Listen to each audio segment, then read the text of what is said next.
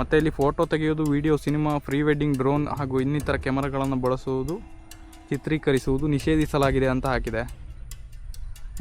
ಗೊತ್ತಿಲ್ಲ, ನನ್ನ ಹತ್ರನೂ ಕ್ಯಾಮರಾ ಇದೆ. ಏನಾಗುತ್ತೆ ಮುಂದೆ ಹೋಗಿ ನೋಡೋಣ ಬನ್ನಿ. ಇರ್ಬೋದು. ಈ ಜಾಗ ನಿಮ್ಮ ನೆನಪಾಯ್ತಾ? ಮುಗುಳು ನಗೆ ಫಿಲ್ಮ್ ನೋಡಿದರೆ ಅದರಲ್ಲಿ ಗಣೇಶ್ ಅವರು ಲಾಸ್ಟ್ ಒಂದು ಸೀನ್ ಬರುತ್ತೆ. ನಮಸ್ಕಾರ ಅಣ್ಣ, ಅದನ್ನು ಬ್ಯಾಗ್ ಹಾಕೋದು. ಇಲ್ಲ, ಆಫ್ ಇತ್ತು. ಆಫ್ ಇದ್ರು ಬ್ಯಾಗ್ ಹಾಕೋದು. ಅಲ್ಲಿ ತೆಗೆಂಗಿಲ್ಲ ಅಣ್ಣ, ಹೇಳಿದ್ದಲ್ಲ ತೆಗೆಂಗಿಲ್ಲ ಅದು ಪಾಪ ಇದು ಮಾಡೋಂಗಿಲ್ಲ. ಇಲ್ಲಿ ಅದು ಕ್ಯಾಮ್ರಾ ಉಂಟು, ನೋಡಿದ್ರೆ ಈಗ ನಮಗೆ ಬೈತಾರೆ ಗಾಡಿ. ನೀವು ನೋಡ್ತಾ ಇರ್ಬೋದು, ಕ್ಯಾಮ್ರಾ ಅಲೋ ಮಾಡಲಿಲ್ಲ, ಬಟ್ ಕದ್ದು ಮುಚ್ಚಿ ವೀಡಿಯೋ ಮಾಡ್ತಾ ಇದ್ದೀನಿ. ನಿಮ್ಗೆ ಈ ಜಾಗ ತೋರ್ಸಕ್ಕಂತಾನೆ ಇಲ್ಲಿಗೆ ಬಂದೆ. ವೀಡಿಯೋ ಮಾಡಿಲ್ಲ ಅಂದರೆ ಏನು ಪ್ರಯೋಜನ ಅಲ್ವಾ? ದುಡ್ಡೇನ್ ಸ್ವಾಮಿ, ತಲೆ ಎಡ್ಕರು ಸಂಪಾದನೆ ಮಾಡ್ತಾರೆ. ಜನರನ್ನ ಜಾಗೃತರನ್ನಾಗಿ ಮಾಡೋದು ಅದೇ ನಮ್ಮ ಉದ್ದೇಶ. ನಮಸ್ಕಾರ ಗುರುಗಳೇ, ನನ್ನೆಲ್ಲ ಪ್ರೀತಿಯ ಗುರುಗಳಿಗೂ ನಿಮ್ಮ ಶಿಷ್ಯ ಸ್ಕೂಟ್ರಿಶ್ ಮಾಡ್ತಾ ಇರೋ ನಮಸ್ಕಾರಗಳು. ಇವತ್ತು ಕರ್ನಾಟಕದಲ್ಲಿ ಅತಿ ಸುಂದರವಾದ ಹಾಗೂ ಸುತ್ತಲೂ ನೀರಿನಿಂದ ಕೂಡಿರುವ ದೇವಸ್ಥಾನಕ್ಕೆ ಕರ್ಕೊಂಡು ಹೋಗ್ತಾ ಇದ್ದೀನಿ. ಅಷ್ಟೇ ಅಲ್ಲ, ನಮ್ಮ ಯೋಗರಾಜ್ ಭಟ್ರು ಅವರು ಬರೆದಿರುವಂತಹ ಮುಗುಳುನಗೆ ಸಿನಿಮಾ ಕೂಡ ಇಲ್ಲೇ ಶೂಟಿಂಗ್ ಆಗಿರೋದು. ಈ ಸ್ಥಳದ ಸಂಪೂರ್ಣ ಮಾಹಿತಿಯನ್ನ ಈ ವಿಡಿಯೋದಲ್ಲಿ ಕೊಡ್ತಾ ಇದ್ದೀನಿ. ದಯವಿಟ್ಟು ವಿಡಿಯೋನ ಸ್ಕಿಪ್ ಮಾಡದೆ ಕೊನೆವರೆಗೂ ನನ್ನ ಜೊತೆನೆ ಹೆಜ್ಜೆ ಹಾಕಿ. ಈ ಸ್ಥಳಕ್ಕೆ ಹೋಗೋಕ್ಕಿಂತ ಮುಂಚೆ ಇದರ ಹಿನ್ನೆಲೆ ಸ್ವಲ್ಪ ತಿಳ್ಕೊಂಬರೋಣ ಬನ್ನಿ.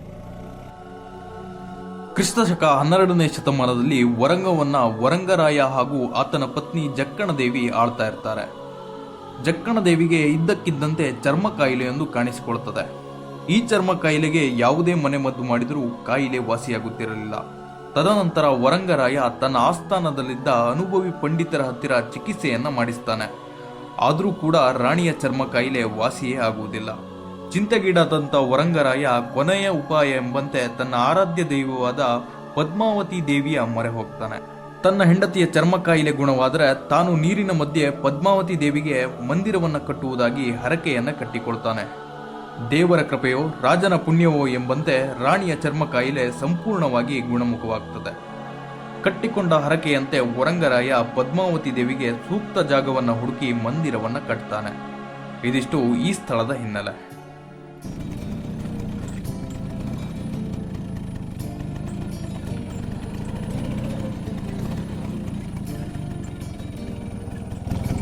ಗಾಡಿ ಸೈಡ್ ಹಾಕೋಣ. ಇಲ್ಲಿಂದ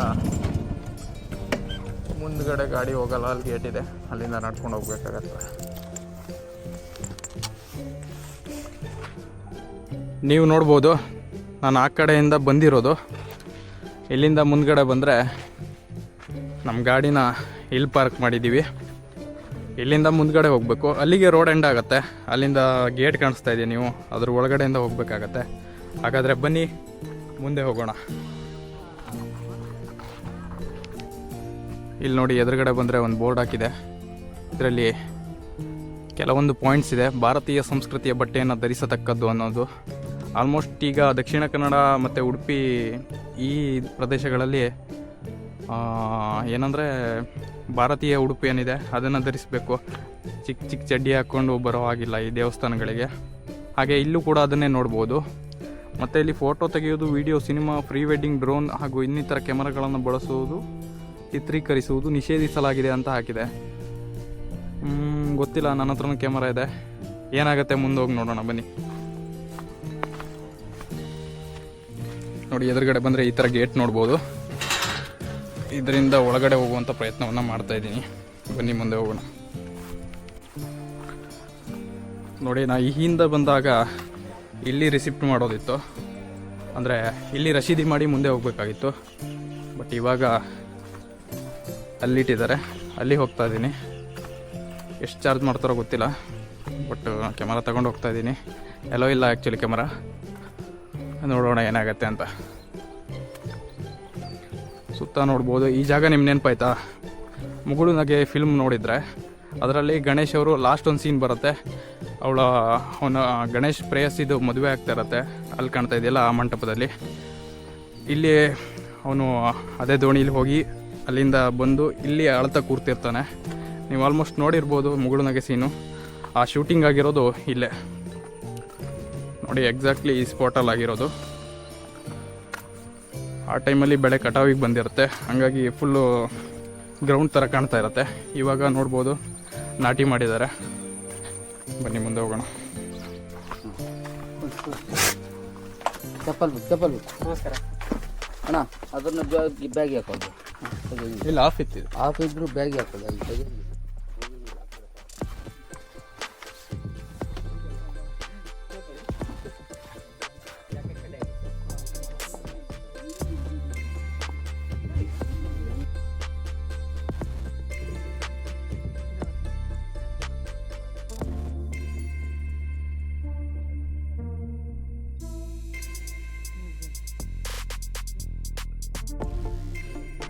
ಅಣ್ಣ ಹೇಳಿದ್ದಲ್ಲ ಅದು ತೆಗಿಯಂಗಿಲ್ಲ ಅಂತ. ಅದು ಒಬ್ಬ ಇದು ಮಾಡಂಗಿಲ್ಲ ಇಲ್ಲಿ, ಅದು ಕ್ಯಾಮ್ರಾ ಉಂಟು ನೋಡಿದ್ರೆ ಈಗ ನಮಗೆ ಬೈತಾರೆ ಗಾಡಿಗೆ. ಬಂದ್ ಮಾಡಿ ನಾ ಹೇಳಿದ್ದಲ್ಲ ಅವಾಗಲೇ ಚೀಲಕ್ಕೆ ಹಾಕೊಳ್ಳಿ. ಮೊಬೈಲ್ನ ತೆಗಿಲಕ್ಕ ಮೊಬೈಲಲ್ಲಿ ತಗೊಳ್ಳಿ.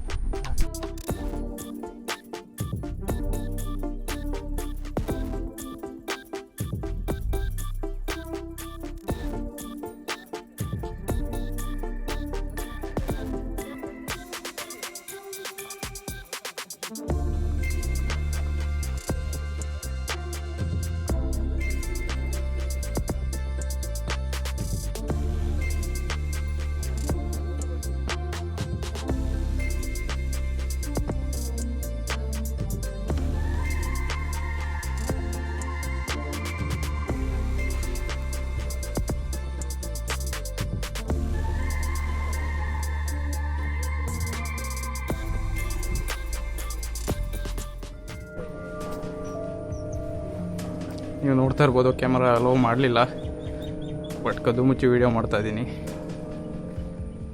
ಎಲ್ಲ ಕ್ಯಾಮರಾಗಳಿದೆ ಅಂತೆ, ಅದರಲ್ಲಿ ನೋಡಿದ್ರೆ ಬೈತಾರೆ ಅಂತ ಹೇಳಿದ್ರು. ಬಟ್ ನಿಮ್ಗೆ ಈ ಜಾಗ ತೋರ್ಸಕ್ಕಂತಲೇ ಇಲ್ಲಿಗೆ ಬಂದೆ. ವೀಡಿಯೋ ಮಾಡಿಲ್ಲ ಅಂದರೆ ಏನು ಪ್ರಯೋಜನ ಅಲ್ವಾ? ಮೊಬೈಲಲ್ಲಿ ಮಾಡ್ಬೋದಂತೆ, ಇದರಲ್ಲಿ ಮಾಡೋ ಆಗಿಲ್ಲ ಅಂತ, ಯಾಕಂತ ಗೊತ್ತಿಲ್ಲ. ಅದು ಇಲ್ಲಿಂದ ಬಂದರೆ ಇಲ್ಲೊಂದು ದ್ವಾರ ಇದೆ, ಭಟ್ರು ಆ ಕಡೆಯಿಂದ ಬನ್ನಿ ಅಂತ ಹೇಳಿದ್ರಪ್ಪ. ಬನ್ನಿ ಮುಂದೆ ಹೋಗ್ತಾ ಇದ್ದೀವಿ. ಈ ಕಡೆ ಬಂದರೆ ಇಲ್ಲೂ ಒಂದು ದ್ವಾರ ಇದೆ. ಇಲ್ಲಿ ಬಂದರೆ ಕ್ಷೇತ್ರಪಾಲ ನಾಗದೇವತೆ.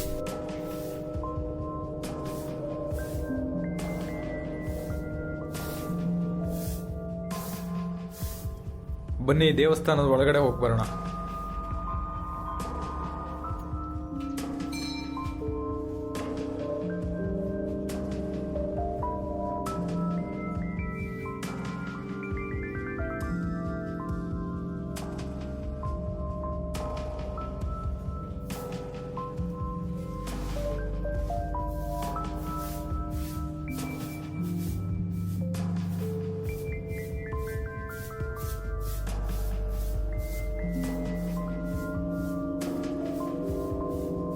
ಈ ದೇವಸ್ಥಾನದ 4 ಕಡೆ ಜೈನ ತೀರ್ಥಂಕರರಾದ ನೇಮಿನಾಥ, ಪಾರ್ಶ್ವನಾಥ, ಶಾಂತಿನಾಥ ಹಾಗೂ ಅನಂತನಾಥ ಎನ್ನುವಂತಹ 4 ಜೈನ ತೀರ್ಥಂಕರರನ್ನ ನೋಡಬಹುದು.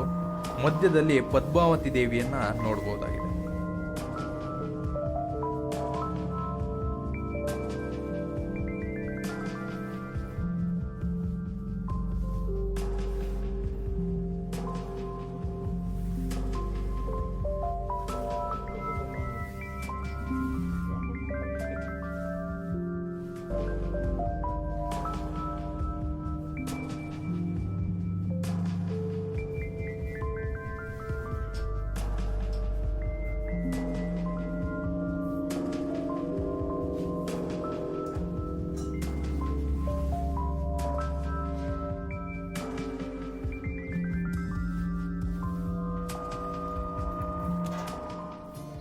ದೇವಸ್ಥಾನದ ಒಳಗಡೆ ಹೋಗಿ ಇವಾಗ ಹೊರಗಡೆ ಬಂದಿದ್ದೀವಿ. ನೀವು ಸುತ್ತ ನೋಡ್ಬೋದು. ಸುತ್ತ ಅಂದರೆ 4 ಕಡೆ ನೀರಿನಿಂದ ಕೂಡಿದೆ. ಮಧ್ಯ ದೇವಸ್ಥಾನ ಇದೆ. ನನ್ನ ಹತ್ರ ಡ್ರೋನ್ ಇದ್ದರೆ ಚೆನ್ನಾಗಿರ್ತಿತ್ತು. ಮೇಲಿಂದ ಹಾರಿಸ್ಬಿಟ್ಟು ಮೇಲಿಂದ ವ್ಯೂ ಚೆನ್ನಾಗಿ ಕಾಣಿಸುತ್ತೆ. ಯಾಕಂದರೆ ಮಧ್ಯ ದೇವಸ್ಥಾನ ಇರೋದ್ರಿಂದ ಸುತ್ತ ನೀರಿದೆ ಅಲ್ವಾ, ಹಾಗಾಗಿ ತುಂಬ ಚೆನ್ನಾಗಿ ಕಾಣುತ್ತೆ. ಇಲ್ಲಿ ಈ ಕಡೆ ಬಂದರೆ ಅಲ್ಲಿ ನೋಡಿ ಥರದ ಪಕ್ಷಿಗಳು ಕೂತ್ಕೊಂಡಿದೆ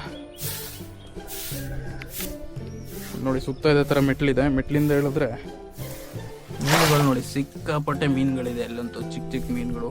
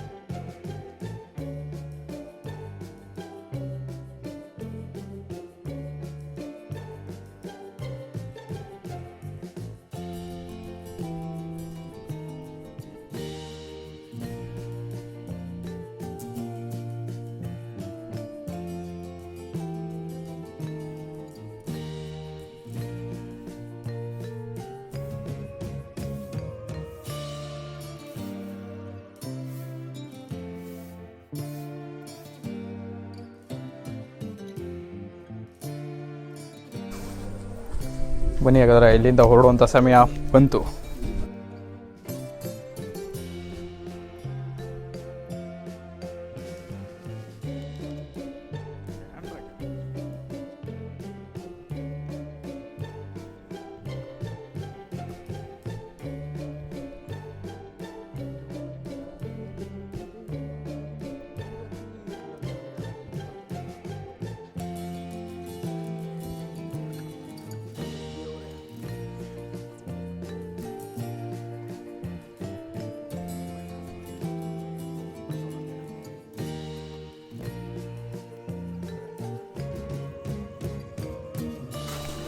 ಟಿಕೆಟ್ ಆಯ್ತಾ ಇಲ್ಲಲ್ಲ?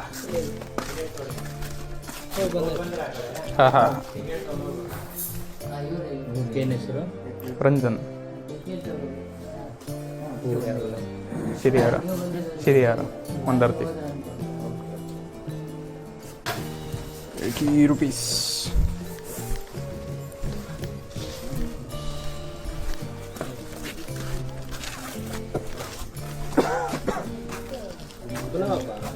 ಆ್ಯಕ್ಚುಲಿ ಅಲ್ಲಿ ಟಿಕೆಟ್ ತೊಗೊಳೋದಲ್ಲ, ಇಲ್ಲೇ ತೊಗೋಬೇಕಿತ್ತು. ಮೊದಲು ತಗೊಂಡು ಆ ಕಡೆ ಹೋಗ್ಬೇಕಿತ್ತು. ಬಟ್ ಇವಾಗ ಹೋಗಿ ಬಂದು ಟಿಕೆಟ್ ತೊಗೋತಾ ಇದ್ದೀವಿ.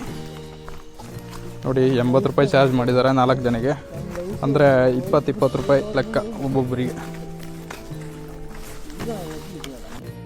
ನೋಡಿದ್ರಲ್ಲ ಗುರುಗಳೇ, ಇದಿಷ್ಟು ಚತುರ್ಮುಖ ಬಸದಿ ವರಂಗದ ಬಗ್ಗೆ.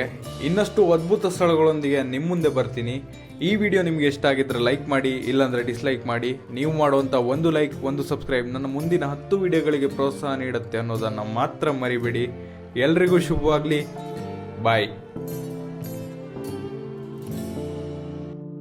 ಅನ್ನೊಂದು ಆಸೆ ಏನಪ್ಪಾ ಅಂದ್ರ ಕರ್ನಾಡು ಇರೋವರೆಗೂ 100 ಅಲ್ಲ 1000 ಜನ್ಮ ಮತ್ತೆ ನಾನು ಕನ್ನಡ ನಾಡಲ್ಲೇ, ಕನ್ನಡ ಮಣ್ಣಲ್ಲೇ ಹುಟ್ಟಬೇಕು, ನಿಮ್ಮ ಪ್ರೀತಿ ಋಣ ತೀರಿಸಬೇಕು ಅಂತ ತಾಯಿ ಭುವನೇಶ್ವರಿ ಹತ್ರ ಪ್ರಾರ್ಥನೆ ಮಾಡ್ತೀನಿ. ಇನ್ನೊಂದೇನಪ್ಪಾ ಅಂದ್ರೆ ಕನ್ನಡವನ್ನು ಮಾತಾಡಿ, ಕನ್ನಡವನ್ನು ಉಳಿಸಿ, ಕನ್ನಡವನ್ನು ಬೆಳೆಸಿ. ಜೈ ಕರ್ನಾಟಕ ಮಾತೆ, ನಿಮ್ಮ ಪ್ರೀತಿಯ ಶಂಕರ್ ನಾಗ್.